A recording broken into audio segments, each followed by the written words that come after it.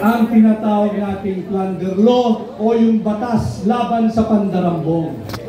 Sapagkat hindi po makatarungan na habang tayo'y nagsasagawa ng proclamation rally ng Duterte senatorial candidates ngayong maghapon, habang tayo'y ninanakawan, hindi tayo makapagsampa ng kasong plunder sapagkat hindi pa umaabot sa 50 million pesos ang ninanakaw ng mga tulisan dyan sa Kongreso.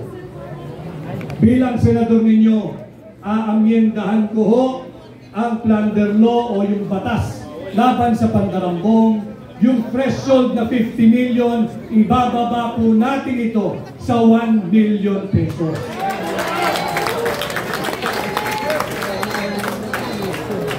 Subalit, kagaya rin po na ipinakita kanina, bilang principal author, kinakailangan ko rin ang mga kasama sa Senado. Kinakailangan natin kasama na hahabulin ang mga magnanakaw sa Malacanang. Kinakailangan natin ibalik ang aking makakasama, ibalik natin sa Senado, Senador Bongo!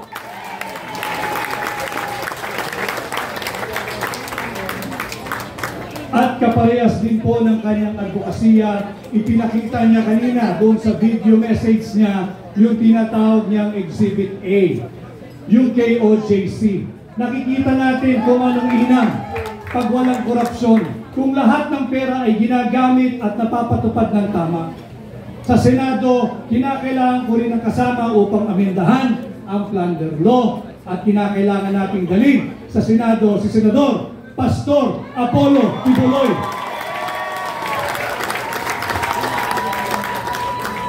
At pag na-amendahan po natin ang plunder law, isasabatas ko po ang pagbabalik ng death penalty sa lahat ng magnanakaw sa pera nating mga Pilipino.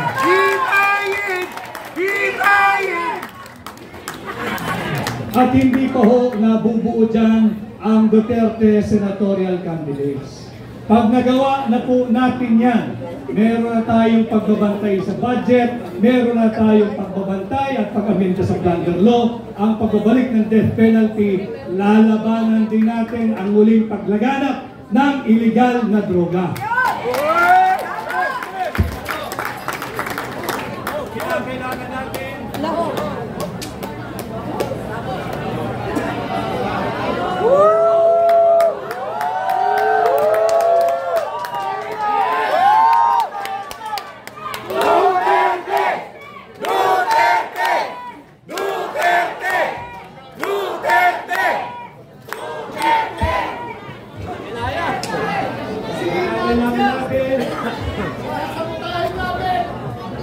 kahit patayan ninyo ako ng mikropono, malakas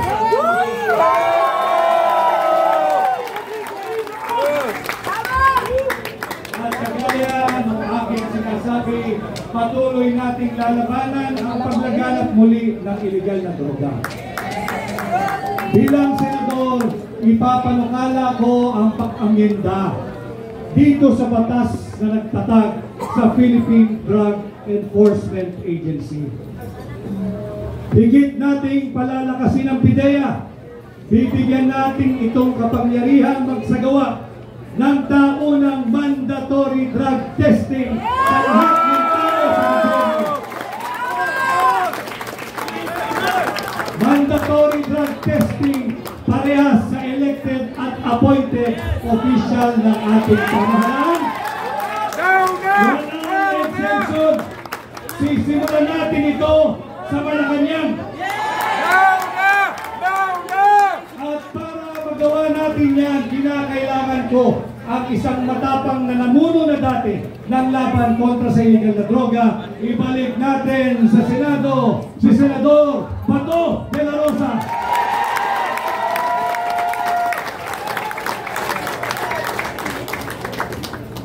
Siyempre, kinakailangan din natin ng mga kasamang abogado. Sapagkat laban sa illegal na droga, dapat ang parameters ay all within the Constitution and within the rule of law. Dalhin po rin natin sa Senado ang aking kaibigan, ang aking amigo, si Attorney Senator J.B. Pinlo.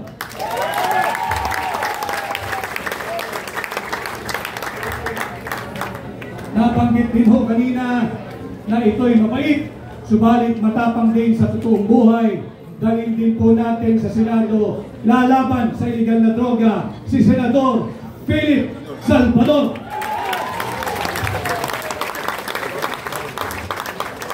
And last but not the least, tulungan din po natin ang bagong abogado, ang bagong kasal, ang bagong senador, Senator Attorney Jimmy Boto.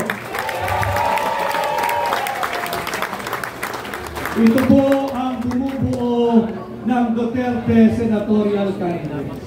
Tulungan niyo po lahat kami mga kampanya, tulungan niyo po tayo lahat na mapunta sa Senado. Ang issue po natin ngayon ay ang maanumalyang 2025 budget. Subalit pilit nilang linilihis kung kaya't puwersa nilang ipasok itong unconstitutional na impeachment complaint laban kay Vice President Inday Sara Duterte.